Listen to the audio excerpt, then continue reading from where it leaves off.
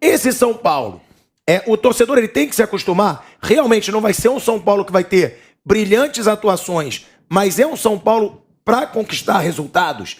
E o Rogério já deixou claro, o grande objetivo dele, ele é líder na Sul-Americana, ele passou para as oitavas da Copa do Brasil, mas o objetivo do Rogério Ceni é a classificação para a Libertadores pelo Brasileirão, e isso ele deixou claro desde o começo da temporada, né, Mauro? Eu acho que até esse não pode ser o único objetivo. Acho que o São Paulo tem condições de brigar por algo mais, né? Dos mata-mata pode brigar. E quem sabe até nos pontos corridos. Esse campeonato vai ser um campeonato muito diferente. A gente ter falado sobre isso já há algum tempo, já está sendo, né?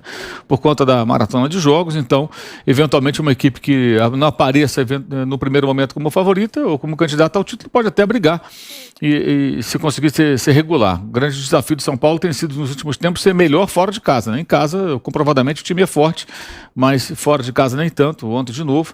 Se bem que nesse jogo contra o Cuiabá houve, na minha opinião, algo que pauta o jogo, que é a marcação de um pênalti bizarro, né? Aquele pênalti, ele muda o curso da história. Alguém vai dizer, mas São Paulo jogou melhor. Só que faltava o São Paulo jogar menos que o Cuiabá, né? Além de um pênalti dado de presente pela arbitragem. O Cuiabá para jogar com o São Paulo no Morumbi, você não pode querer que jogue mais e vença o São Paulo. O Cuiabá vai tentar resistir à pressão, vai tentar dificultar o São Paulo e conseguir o melhor resultado possível. Empate, quem sabe, é a vitória. Mas quando surge um pênalti como aquele, né? Aí realmente as coisas mudam de figura. Se não fosse esse pênalti, eu não sei qual seria o nosso comentário sobre esse jogo de hoje. Aliás, as arbitragens continuam horrorosas, apesar da mudança aí de comando, né, na arbitragem, né? Agora o VAR não se mete até quando tem que se meter, né? Porque há situações em que ele precisa se envolver, né? Eu acho que essa era uma delas, um erro da arbitragem, e isso acho que pautou o jogo. Mauro, você falou, até quando você estava falando sobre o jogo, você falou do pênalti. Realmente, alguém aqui acha que foi pênalti do Marlon no André Anderson? Não. Não, pra mim não foi. O Mauro Betti até de manhã cedo, no Jornal da Manhã, falou. E Mauro tava ainda bem que você estava acordado. Eu estava dormindo, saí falando. Mas enfim, boa tarde a todos. Não foi, né? Assim, eu gosto de falar... Eu achei que o VAR ia chamar e nem... Então, porque o próprio protocolo do VAR, aquela coisa de um lance claro e óbvio, já é subjetivo, a regra é subjetiva, então a gente tem que entender todas as interpretações, mas haja subjetividade para você marcar esse pênalti. Infelizmente, é aquele pênalti que normalmente a gente só vê no Brasil ser marcado, ou quase sempre no Brasil, e o gol do VAR entra em campo. Eu não gosto do VAR intervencionista também, porque é o tal do óbvio e claro, mas esse é um que, se eu fosse o VAR, eu teria me coçado, eu falei, vem dar uma olhadinha para, porque... Não precisa nada, vem só olhar. Até porque não foi, né? Assim, eu realmente não marcaria. A expulsão você pode discutir. Tá aí, a gente tá vendo a imagem.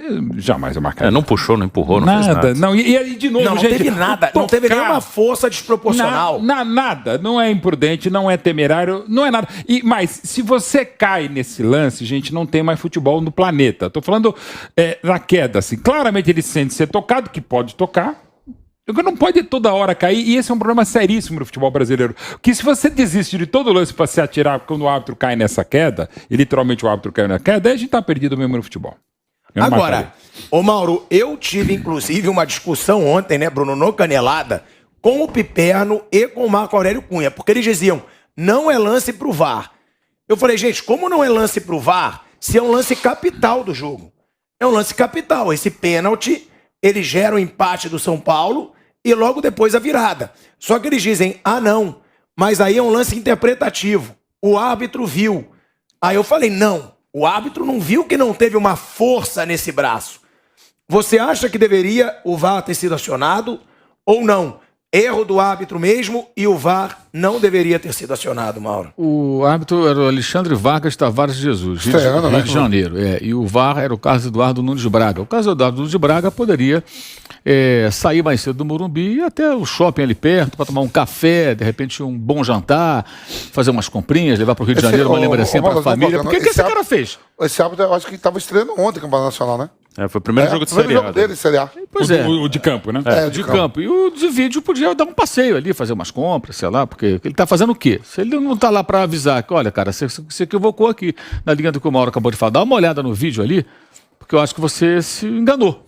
Acontece, pode acontecer, de repente, pela posição dele, ele pode achar que houve um empurrão, e você revendo o vídeo, você vê que de fato não acontece. Especialmente um árbitro que está no primeiro jogo, você imagina o medo do cara de não dar um pênalti para o São Paulo no Morumbi, no primeiro jogo dele, de Série A, um jogo com um time importante. 27 mil. Você imagina, de repente, caramba, não deu pênalti, São Paulo não ganhou o jogo, já comecei mal.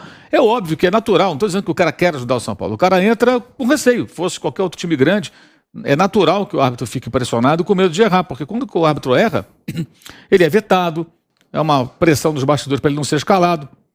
Muitas vezes ele vive disso aí, vive da grana da arbitragem, outras vezes tem outra atividade que pode sustentá-lo, em alguns casos não. Então, o árbitro, ele pode cometer um deslize, pode acontecer, e o VAR tem que ser o anjo da guarda. Quando o lance de fato é um lance interpretativo, agora, não dá para interpretar isso como pênalti, essa é a questão. Eu não consigo imaginar como alguém que trabalha com futebol, que é árbitro de vídeo, de campo, bandeirinha, quarto árbitro, diabo que for, como é que o camarada pode achar que isso é pênalti? Para mim é muito claro que ele se equivocou, ele se enganou. Talvez pela posição em que ele estava. Ele achou que teve uma força no braço do Marlon que não houve. Exato. E é isso que o VAR deveria mostrar. Não teve nenhum movimento, né? Porque é aquele momento que você dá uma... Nem isso teve, né? Revendo, ele poderia mudar de opinião ou não. Mas ele, nesse caso, o VAR intervencionista é o que chama toda hora, até por lances e que, de fato, é discutível. Eu acho que esse é o desafio do árbitro de vídeo. Esse lance é discutível? Ele é discutível, então não vou chamar. Ele achou uma coisa, eu achei outra, então não vou chamar. Agora, esse lance aí, peraí, amigo. Ele tem até os caras, tem uns 50 caras na cabine do VAR, né? Ele não pode chegar pro lado e falar, o que você achou, fulano? Eu também achei esquisito. Vou chamar ele aqui, peraí. Chama o cara para não custa nada. Vai ali, 30 segundos, olha o vídeo e aí tira a dúvida ou não. Agora, o VAR, tudo é muito ruim, né? Ou os caras se metem toda hora, ou eles ficam ali tomando cafezinho, dormindo e não chamam. Ou vai ao shopping. Ou vai ao shopping, que seria uma boa opção até, mais divertido do que ficar ali trancado naquela sala com aquelas malas todas ali, né? Porque não estão fazendo nada. E custa dinheiro, hein? Não é barato, não. Os caras recebem lá a remuneração deles e tudo.